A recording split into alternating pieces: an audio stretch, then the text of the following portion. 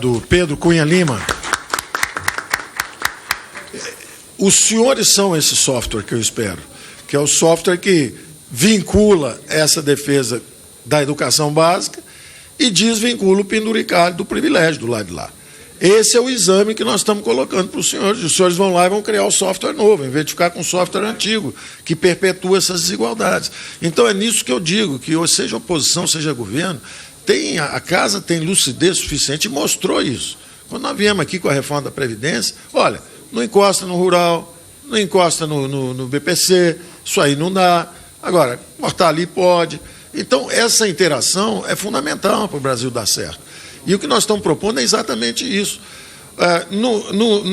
Com relação à educação, você vê o seguinte, nós, de novo, fazemos essa política. O governo, inadvertidamente, o governo brasileiro, eu não sei se inadvertidamente, eu digo inadvertidamente, mas talvez o governo tenha sido realmente capturado por corporações. Corporações que vêm desde interesses privados até corporações também públicas, de interesse público. Eu tendo a confiar na maturidade de uma classe política que enfrentou tudo que nós enfrentamos juntos. Nós fomos para hiperinflações, 2 hiperinflações, moratória, 2 recessões, e o Brasil saiu do lado de lá e sai do lado de lá. E muita gente agora, não, porque tem uma crise, porque vai fechar, porque isso não tem crise. O que tem é uma crise de demarcação de territórios por poderes independentes. O Supremo vira e fala assim, estão invadindo, o Ministério Público está sendo abusivo, está invadindo meu espaço. Ao Ministério Público, não, peraí, vocês é que estão querendo se proteger de impunidades. Isso é legítimo, isso é uma democracia vibrante funcionando e um aperfeiçoamento das instituições que nós estamos assistindo. Não há razão nenhuma para nós duvidarmos de nós mesmos.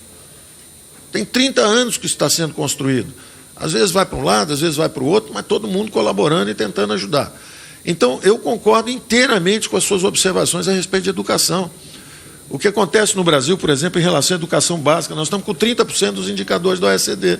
Agora, quando chega no ensino superior, 80%. Então, e nós gastamos muito mais na parte de cima do que na parte de baixo. E é como você falou, e a infância. O maior investimento que você pode fazer em nome de igualdade, oportunidade, tudo isso, é justamente nas idades mais tenras. E isso são estudos científicos. O sujeito ganhou o prêmio Nobel mostrando que o retorno do investimento, quando você faz de 0 a 3 anos, é muito maior do que de 3 a 6, que, por sua vez, é muito maior do que de 6 a 12, por sua vez, é muito maior do que se você fizer no ensino superior. Então, você pode atacar realmente as desigualdades, é na creche, é no básico, é por aí mesmo que você tem que fazer. Então, quando esses orçamentos mostram isso, como a nossa LOA aqui, você mostra como é que o governo está encurralado, como é que travou o recurso, e aí você fala, bom, mas vai cair de 23 bi para 21 bi. Nós não vamos deixar isso acontecer, nós vamos ter que nos virar. Hoje, como nós estamos tendo uma queda de 102 bi para 89, todo mundo caiu, esses fundos caíram menos, caíram mais até outras rubricas. Mas nós vamos dar um jeito de tentar buscar isso, e com a colaboração exatamente dos senhores. A gente chegar aqui e mostrar, olha, isso aqui pode ser reposto, desindexando justamente o penduricalho do privilegiado ali. Aí vocês vão lá e, puf, muda essa chave, acabou, atendemos esses 2 bi que faltam. Tem também os fundos que foram capturados por corporações privadas. Tem vários, são 280 fundos, você imagina como não tem fundo aí de interesses privados pendurados em recursos públicos. Nós vamos lá, desativamos, desvinculamos isso, já vem mais dinheiro. Dou um exemplo de como isso acabou de acontecer agora. A multa pela operação Lava Jato da Petrobras lá fora deu 2 bilhões e 600 milhões de recursos. A multa que a Petrobras teve que pagar exatamente por ser processado lá fora, em um acordo que o governo brasileiro fez com o governo americano, porque a multa podia ser muito maior, podia ser 5, 6, 8 bilhões de dólares. De repente, eles reduziram e deixaram que isso fosse pago pela Petrobras para o que o governo brasileiro resolvesse. Houve até um movimento do próprio Ministério Público, que queria um pouco que os recursos fossem para lá. Aí, disputa para cá, disputa para lá, dos 2 bilhões e 600, 1 bilhão foram diretos para a educação básica. 1 bilhão foram diretos para a educação básica. Está aqui, 1 bilhão para a educação infantil, 250 milhões para o programa Criança Feliz, 250 milhões para bolsas do CNPq, 100 milhões para ações socioeducativas, quer dizer, 1,6 bi foram justamente para a área social e educação. Entendeu? Então, essa sensibilidade que a Câmara tem, independente de ser do partido do governo, de ser oposição, essa sensibilidade é decisiva. Ela informa o processo decisório. Então, o que nós estamos propondo é justamente isso. E é até curioso, né? Eu, um economista, dizendo eu confio plenamente na alocação política. E um político dizendo assim, eu não sei se há maturidade suficiente para isso. Olha a beleza da democracia. Bom, vamos iniciar os debates. Nós vamos fazer em blocos de 5, intercalando entre membro da CMO e membro da Comissão de Educação. Então, já voltando aqui o presidente. Então, vou convocar o primeiro membro da CMO, deputado Cláudio Cajado. Senhor presidente Marcelo Castro, deputado Domingos Neto, meus cumprimentos ao senhor ministro Paulo Guedes, toda a equipe econômica do governo, parabenizar por esse vibrante resultado, melhor agosto desde 2013, isso nos traz otimismo, a gente que quer consertar o Brasil, a gente que entende que o Brasil merece mais do que isso, celebra, porque sabe que é muito difícil, é muito mais fácil quebrar um país do que consertá-lo.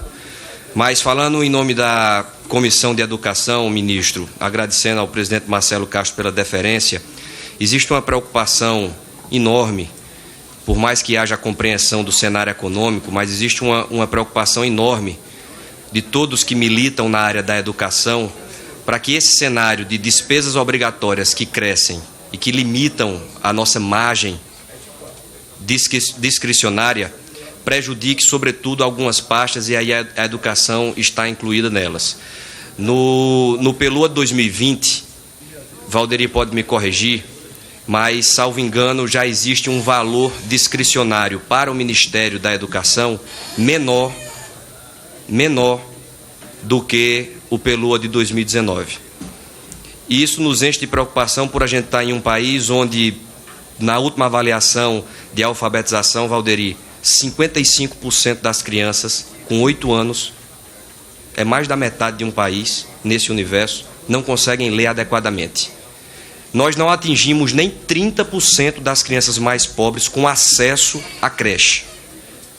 Então é importante que se compreenda, quando fala que o Brasil já investe 6% do PIB em educação.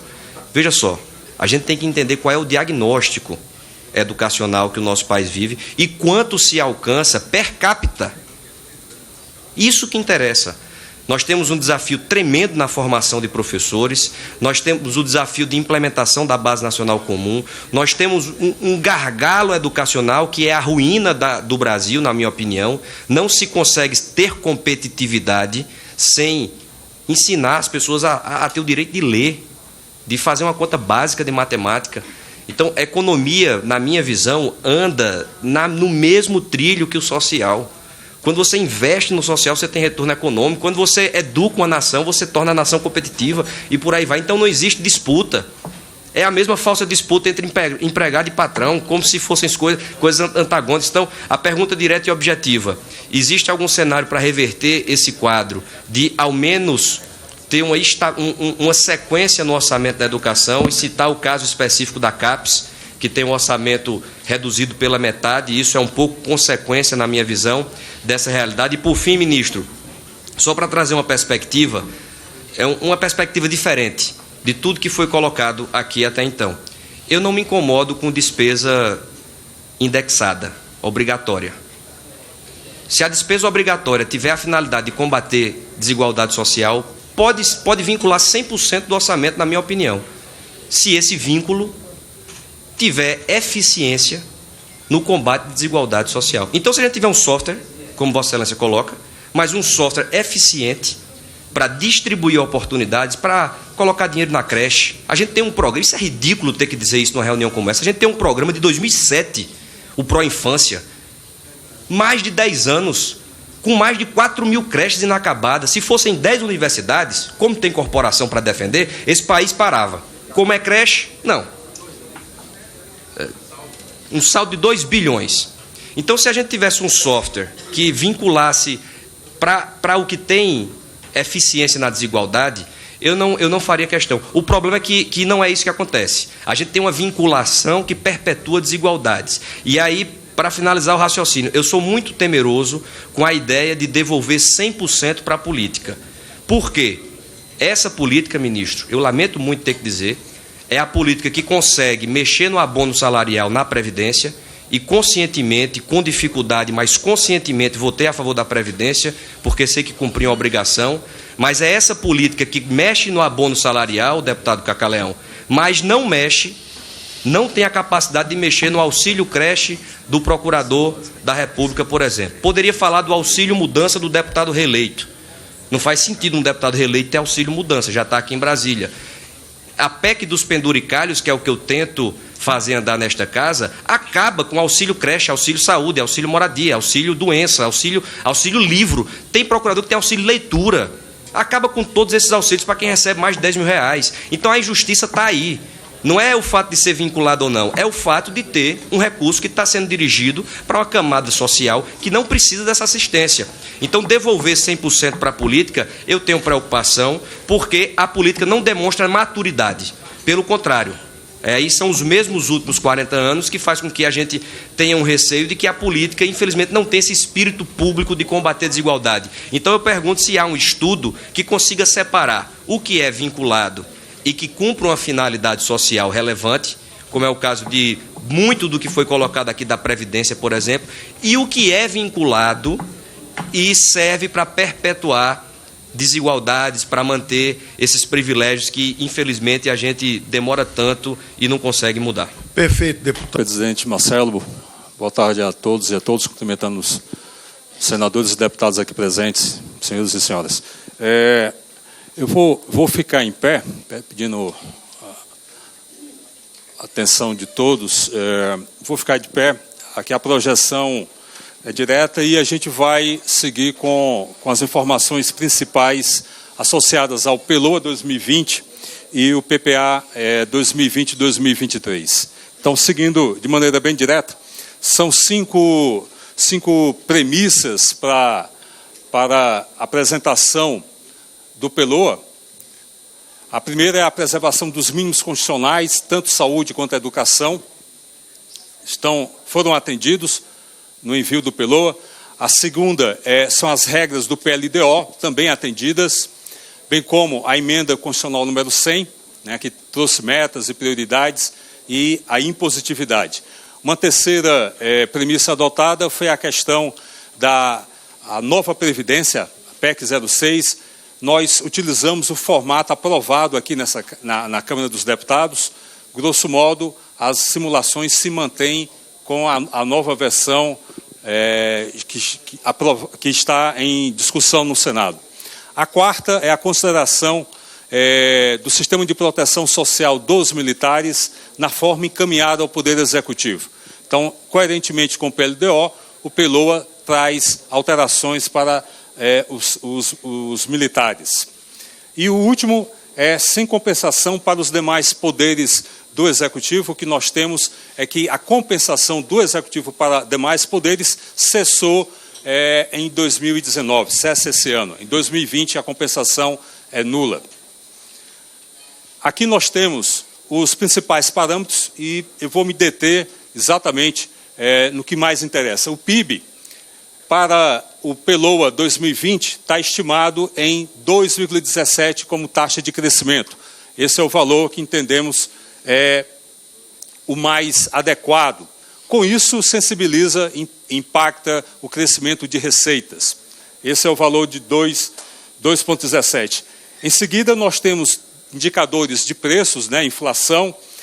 Temos também a questão extremamente importante, que é o preço médio de petróleo. Tem havido algumas alterações recentemente, inclusive, mas nós estimamos um preço de 61,45 dólares para o barril de petróleo. Aqui está o valor do salário mínimo a R$ 1.039, com correção pelo INPC.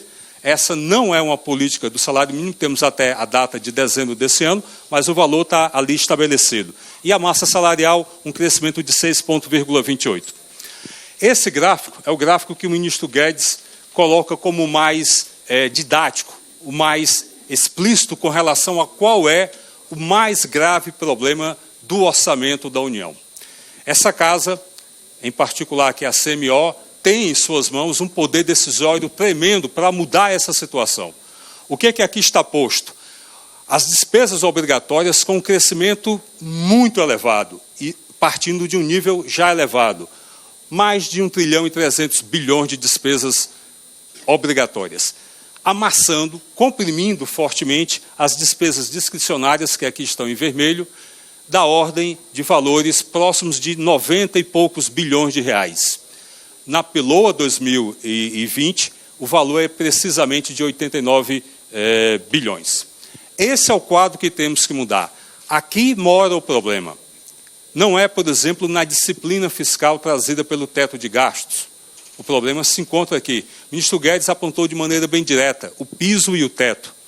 Nós temos o piso e o teto, a despesa obrigatória é gigantesca, o que sobra é uma fatia muito pequena, algo como 4% do orçamento de despesas discricionárias, sendo que nessas despesas discricionárias estão incluídos os investimentos, que estão no seu patamar mais baixo do nível histórico, investimento público.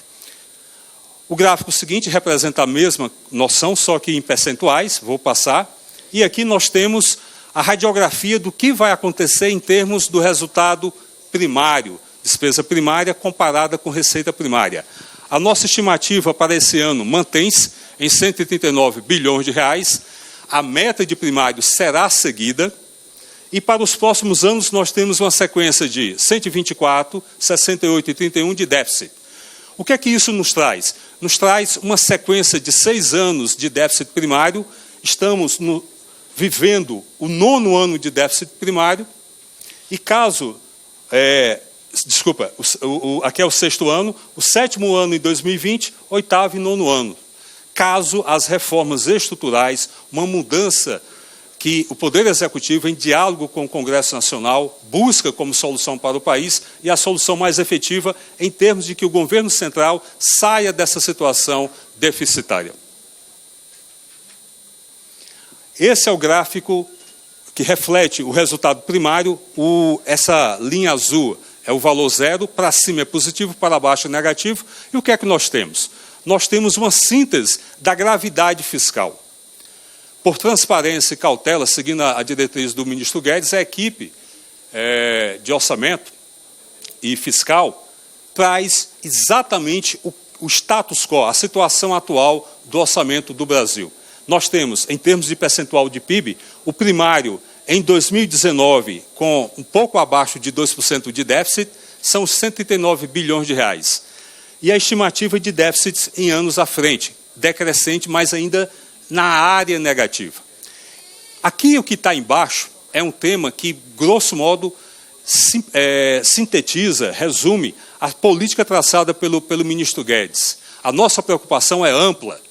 Queremos cuidar dos fluxos primários, mas também dos fluxos patrimoniais, com privatização, com desinvestimento, e também dos fluxos financeiros. Por exemplo, antecipando empréstimos feitos ao BNDES. E o governo, nesses 8,5 meses, já antecipou 70 bilhões de reais que haviam sido emprestados ao BNDES, e o banco, respeitando suas capacidades de liquidez, solvência e governança, já retornou à nação, poupando um espaço fiscal que mais à frente será conseguido para políticas sociais, para políticas focadas e com alto retorno para a sociedade.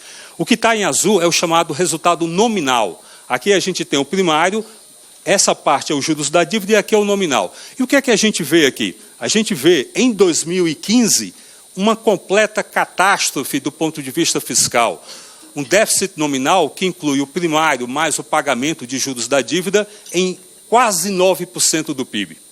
A nossa estimativa é que, até 2022, chegaremos a um déficit ainda, mais um patamar da ordem de 5% do PIB. E entendemos que as políticas traçadas com nova previdência, reforma tributária, outras medidas estruturais, uma completa mudança no mercado de trabalho, incentivo ao crédito privado, o primário reage positivamente, então essa curva vermelha vai levantar-se, e a curva azul mais do que levanta proporcionalmente à curva vermelha.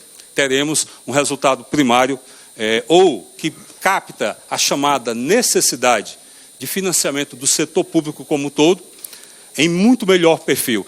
E a política fiscal e orçamentária, ela é a coluna vertebral para todas as outras políticas.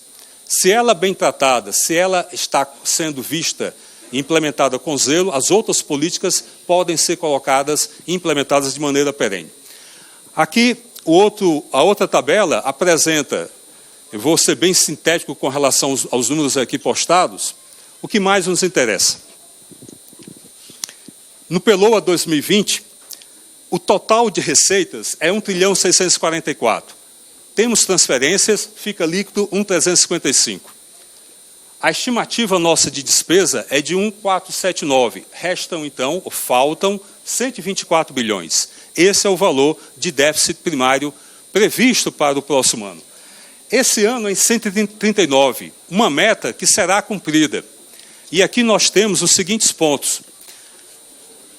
Hoje, há um contingenciamento da ordem de 21 bilhões de reais. Sexta-feira passada, o Ministério da Economia, em conjunto com a Casa Civil, nós anunciamos o descontingenciamento de 12,5 bilhões, o que permite chegar a esse valor em uma situação mais confortável. E há um viés de novo descontingenciamento mais à frente, quer seja por uma recuperação à margem das receitas, quer seja por um recebimento de dividendos de bancos públicos que permitem com que esse descontingenciamento seja feito. À frente, o que nós temos é um valor para o ano que vem de 124 bilhões. Seguindo, nós temos uma discriminação das receitas e vale aqui destacar 3 pontos. E tem também, como o ministro Guedes apontou, uma importância muito expressiva, na realidade, essencial para o Congresso. Por favor, o que nós temos com relação à receita total para o ano que vem é de 1.644 trilhão. Mas notem que, por transparência e cautela, o valor que estamos colocando aqui para concessões e permissões é da ordem de 21 bilhões para o ano de 2020. Nesse valor está incluído, por exemplo, a Eletrobras. Se nós não tivermos a descotização da Eletrobras, que está em um valor de 16 bilhões aproximadamente, esse valor de 21 não se realizará. Surge, então, aqui uma oportunidade política e uma chamada ao Congresso Nacional de resolvermos o problema grave do orçamento primário. Um outro... Pois não? 16,2 bilhões, senador. Além disso, por forma cautelosa, o que está aqui previsto para dividendos e participações é de 7,8 bilhões. Esse valor deverá se expressar em montante muito maior, em função do governo federal estar com uma política de desinvestimento e desestatização e privatização muito mais acelerada do que aqui posto. Portanto, nós temos elementos de, atenção e zelo com o orçamento, em particular com redução da despesa obrigatória. 2, transparência e cautela nos dados que aqui estão postos, em particular do lado da receita, quer seja receita de dividendos, quer seja receitas de concessões. A seguinte, ela discrimina, ela detalha as despesas. E aqui tem um ponto fundamental que mostra o engessamento, a rigidez do orçamento e a necessidade dos senhores e senhoras tomarem decisões com relação a essa mudança que a sociedade brasileira tanto precisa, que é a seguinte: da nossa despesa total, que é de 1.479 trilhão, nós temos a grande despesa é a previdenciária, com 680 bilhões, 682. A segunda grande despesa primária é a de pessoal, e o ministro Guedes foi bem enfático com relação a isso. Precisamos ter uma reforma administrativa, uma reforma que contemple esse gasto elevado, por vezes distorsivo, em termos de incentivos no gasto com pessoal, e é um valor muito grande. Quando olhamos todas as despesas obrigatórias, nos resta as importantíssimas despesas discricionárias, que estão no patamar de 89 bilhões. O que isso quer dizer? Quer dizer o seguinte: no PELOA do ano passado, nós enviamos um total de discricionária de 102 bilhões. E agora estamos enviando um PELOA de 89. O relator, o deputado Domingos Neto, já nos perguntou. E as medidas para a recomposição? Essas medidas estão em andamento. Mas o fato é que 89 bilhões, comparado com 102, é um amassamento da ordem de 13 bilhões. E como essa diminuição se procedeu? Em uma redução de 75 para 69 no custeio da máquina. Isso não implica em comprometimento da máquina, mas num aperto severo. Não trabalhamos com nenhuma hipótese de shutdown. E, ao mesmo tempo, em uma redução do investimento de 27 para 19. É o valor mais baixo da série histórica e esse quadro precisa ser alterado, porque a sinalização que aqui é dada é que o investimento público é muito baixo. O grande motor, o grande drive, o grande elemento que vai retomar é o investimento privado. A nossa intenção é de recuperar, em conjunto com o Congresso, que é soberano em suas decisões, esse patamar de investimento público. Mas só o investimento privado é capaz de dar a resposta que o Brasil precisa. Por exemplo, para recompor e não haver depreciação de capital de todos os modais de infraestrutura, são necessários cerca de 200 bilhões. Então, seguindo, nós temos o atendimento à regra de ouro, nos falta 367 bilhões, quando comparado à despesa de capital com o total de operações de crédito. E isso traz o seguinte mapa. No ano passado, e é algo que o ministro Guedes também já colocou, à medida que se passa o tempo, mais difícil se torna de, tecnicamente, fechar o orçamento e enviar para o Congresso com todos os atendimentos técnicos sendo obedecidos.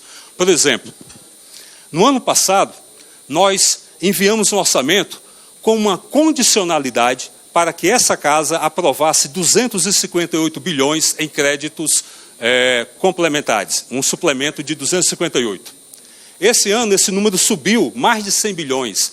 São necessários 367 bilhões. E mais, se seu olhar atento captar, isso é bem direto, enquanto que nós tínhamos no ano passado, para o atendimento da regra de ouro, 5 itens que estavam como condicionados à aprovação pelo Congresso, 1, 2, 3, 4, 5, esse ano isso se espalhou por muitos itens, cerca de 12 itens. O valor é muito grande e é espalhado, afeta vários componentes. Aqui nós temos o teto de gastos. O total do teto de gastos é simplesmente corrigido pelo IPCA, fica em 1.454 trilhão, e grosso modo a mensagem básica que a gente tem aqui é que o Poder Executivo ele não vai mais, em 2020, compensar a diferença com os demais poderes. Poder Executivo e demais poderes. Em 2019, essa compensação foi da ordem de 3,4, 3,36 bilhões. Agora, não haverá mais nenhuma compensação em 2020. O último slide dessa apresentação, eu vou pular esse de cá, mostra exatamente como, são os dois últimos slides, 15 e 16, mostra exatamente como os 89 bilhões de despesas discricionárias são alocadas por cada ministério. Nós temos, no slide 16, o valor final de 89, e aqui a alocação para cada um desses ministérios, atendendo àquela restrição de somar 89. É necessária que essa casa analise com bastante atenção as medidas provisórias e outros regramentos legais que serão enviadas para análise dos senhores e senhoras com relação a essa recomposição de 89 para algo próximo de 100 bilhões de reais. Aqui a gente encerra essa parte, eu não sei se tem a do PPA, se for, peço só que seja bastante rápido. São 3 slides apenas do PPA.